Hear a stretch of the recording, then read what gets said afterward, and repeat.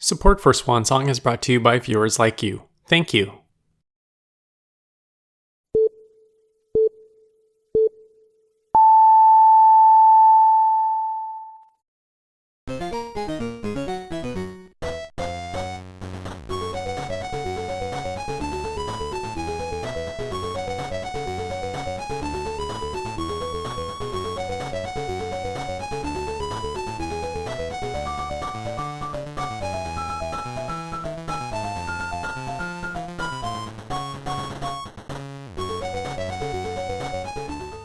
On this episode, we'll be taking a look at another notable home computer game making it to the WonderSwan with the release of the originally named Lode Runner for WonderSwan.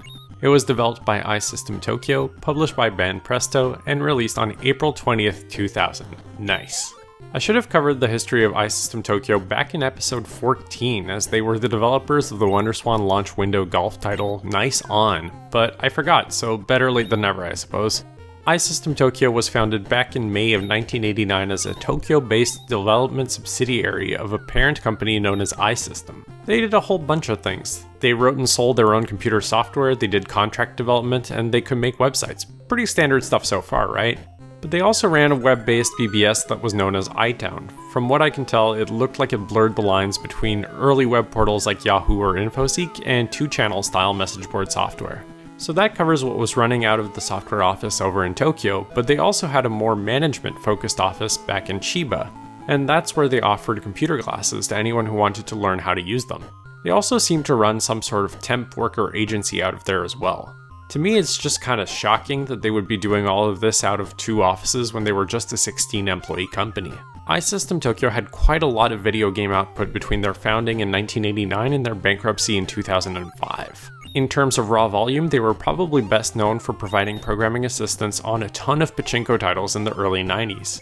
For that reason, I found it really funny when I read on their website they eventually got to work on actual pachinko LCD control software in 1995, just as those games were starting to fizzle out.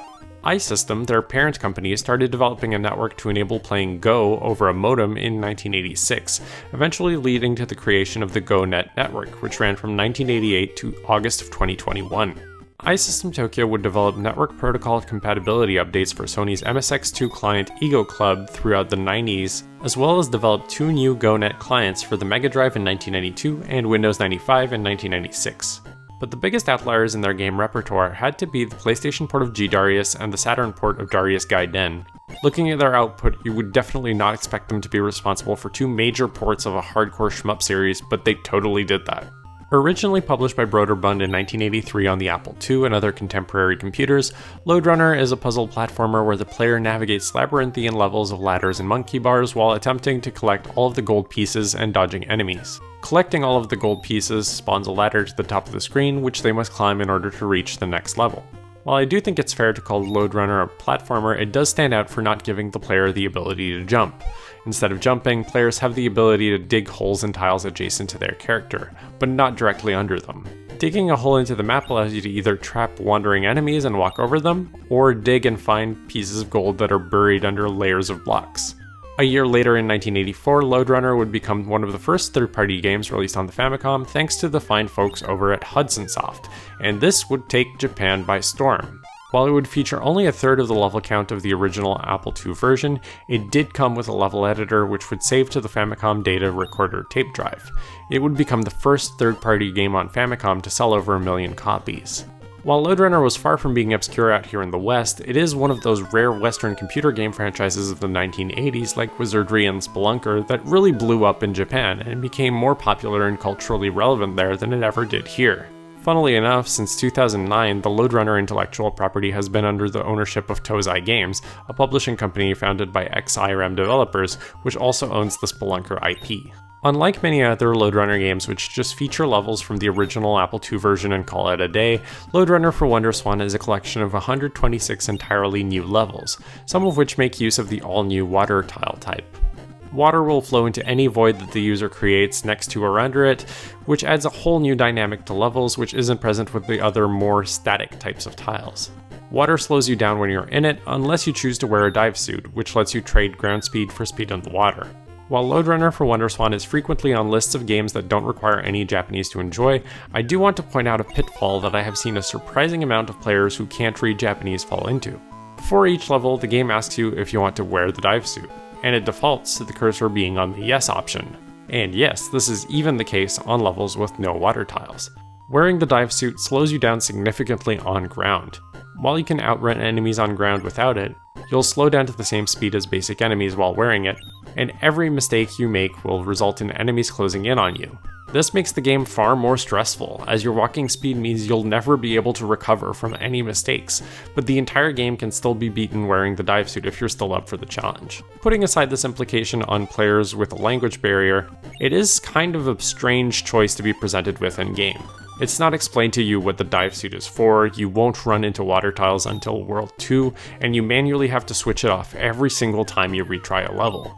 It really implies that it's the intended experience, but having tried the first few levels with the dive suit on, it makes the game so much less fun to play that I think it's the game's biggest UI mistake. This game also supported the WonderGate accessory, which allowed you to connect an NTT Docomo Mopra-enabled cell phone to download 50 plus levels from the internet. Unfortunately, it doesn't seem like those levels are embedded into the WonderSwan ROM itself, or at the very least, if they are, no one's found them yet. Much like the computer and console versions of Lode Runner for WonderSwan comes with a fully featured level editor, and up to 3 levels can be saved directly to the cartridge. I think it would have been really cool if they had found a way to allow players to upload levels via the WonderGate accessory, but unfortunately that wasn't the case. Playing Lode Runner for WonderSwan, it immediately clicked why the original game became a staple of Famicom libraries across Japan. Iterating on your route through the level to collect all of the gold as optimally as possible is just a really satisfying game loop, and despite the limited amount of actions that your character can take, there are a surprising amount of ways to go about completing any given level. Pair that with the optional items you can pick up to unlock bonus stages, and using the dive suit for an especially strict challenge run, and what seems like a relatively simple game is hiding a surprising amount of depth for those wanting to delve deeper. I think what shocked me the most as I did research on this game is how little anyone speaks about it. Series fans largely don't seem to have played it at all, and the few who did speak very highly of it.